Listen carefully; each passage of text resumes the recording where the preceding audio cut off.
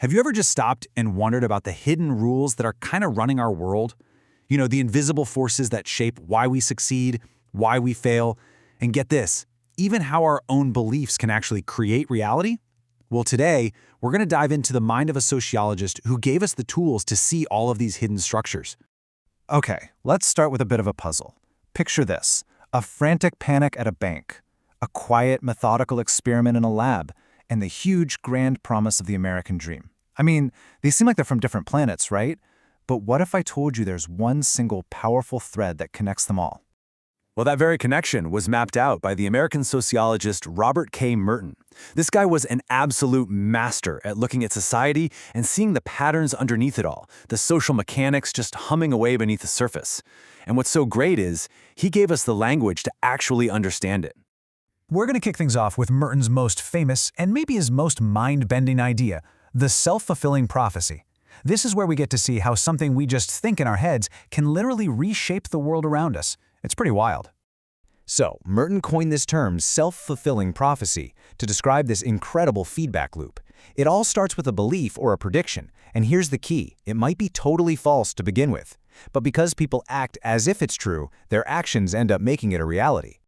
Now, Merton didn't just pull this idea out of thin air.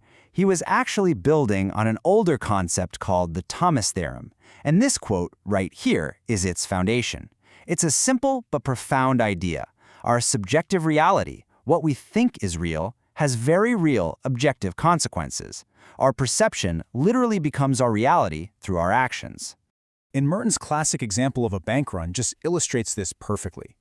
Imagine a bank that is completely healthy, totally solvent, but then a false rumor starts to spread. Hey, I heard the bank's in trouble. People believe it, they panic, and they all rush to withdraw their cash. But you know, no bank actually keeps all of its money right there in the vault. So this mass withdrawal, born from a lie, forces the perfectly healthy bank into actual bankruptcy. The prophecy of collapse caused its own fulfillment. What's really fascinating is that Merton pointed out this is an ancient idea. He even called it the Oedipus effect, named after the old Greek myth. Remember that one? An oracle predicts that Oedipus will kill his father and marry his mother. And the desperate, panicked actions his father takes to prevent this from happening are the very things that put Oedipus on the exact path to fulfilling it. Trying to escape his fate is what created it. And this prophecy isn't always negative. It can cut both ways. On the positive side, you've got something called the Pygmalion effect. In one famous study, teachers were told that certain students, who were actually chosen at random, were intellectual bloomers, poised to do great things. And because the teachers expected more from them, they gave them more attention, more encouragement, and believe it or not, those students' IQ scores actually shot up. But it can also be incredibly negative. That's where you get stereotype threat. This is when someone's fear of confirming a negative stereotype about their group actually causes them to underperform, which then fulfills that very stereotype. Our expectations really can become our reality. Okay, let's shift gears. Merton didn't just study how beliefs shape individuals. He was also looking at the shared beliefs, the unwritten rules that make entire systems work. And he was really fascinated by science. He asked, what are the core rules that make science so successful at discovering things? So back in 1942, he outlined these 4 core values that he said formed the whole ethos, the whole spirit of science. He argued you could figure these out just by watching how scientists act and what they value. And he came up with this really handy acronym to remember them: KUDOS. All right, first up, you've got universalism and communalism. Universalism is the idea that it doesn't matter who you are, where you're from, what you believe, your scientific claim is judged on the evidence alone, period. And communalism means that scientific discoveries aren't some kind of private property. They belong to everyone, to the whole community, so that other people can build on them. That's why open sharing is so important. The last two are disinterestedness and organized skepticism. Disinterestedness is this ideal that scientists should be driven by the search for knowledge itself, not by a desire for personal fame or money or power.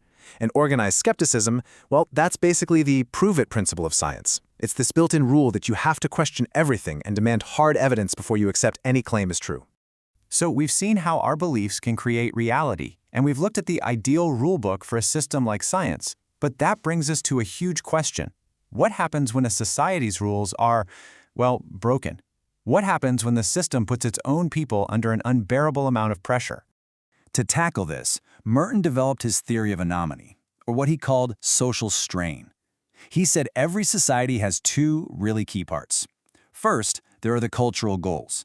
These are the things society tells us we should want. Wealth, success, the whole American dream. And then you have the institutionalized means. These are the legit, socially approved ways to get those goals, like getting a good education and working a steady job. The real trouble starts when there's a major disconnect between the two.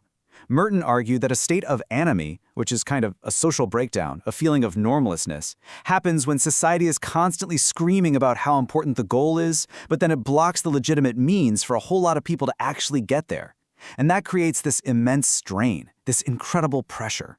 So how do people cope with all that strain? Well, Merton laid it all out in this now famous table. It outlines 5 different ways that people adapt. Now, most people, most of the time, are what he calls conformists. They accept both the goals and the means. But it's the other 4 responses that really show us where the pressure points in a society are. So let's look at innovation. Now, this doesn't mean inventing a new app. In Merton's terms, this is when you totally accept the cultural goal. Yes, I want to be successful, but you reject the official ways of getting there. If the legit path is blocked, you innovate and find a new, often illegal one. Merton said this is why crime isn't just random. It's often concentrated in places where the American dream is preached the loudest, but the real opportunities are the scarcest. A guy like Al Capone is the classic example. He wanted the goal of wealth, but he got there through crime, not a 9-to-5 job. Then you've got ritualism. This is when you basically give up on the big ambitious goals. Maybe you decide they're just out of reach, but you cling obsessively to the legitimate means, to the rules. Think of a bureaucrat who's completely lost sight of why they're doing their job, but they are fanatically devoted to just following the procedures. The rules themselves become the goal. And then there's retreatism. According to Merton, this one's the least common. This is for individuals who reject both the cultural goals and the legitimate means. They essentially just drop out of the race altogether. You can think of people who are in society but not really part of its game at all. So when you put this all together, what did Robert Merton really leave us with? He gave us this incredibly powerful toolkit for social diagnosis, a way to see the hidden wiring of our social world. His toolkit really has 3 essential instruments. You've got the self-fulfilling prophecy, which shows us how our beliefs shape our reality. You've got the kudos norms, which give us a kind of blueprint for an ideal system that's based on knowledge and honesty. And you've got anomie theory, which gives us this powerful lens to understand why people break the rules, not because they're just bad people, but because the system itself is creating an unbearable strain. So, in the end, Merton's work connects our personal lives to the huge structures all around us. He gave us a way to see how our own private beliefs, the ideals of our biggest institutions, and even the causes of our biggest social problems are all tied together by this invisible architecture that shapes our lives. He didn't just give us answers, he gave us a much better set of questions. And now that you have this toolkit, the real question is for you. Where are you going to see these hidden rules playing out? In the headlines, in the pressures you feel at work or on social media? Once you start looking for them, you'll start to see them everywhere.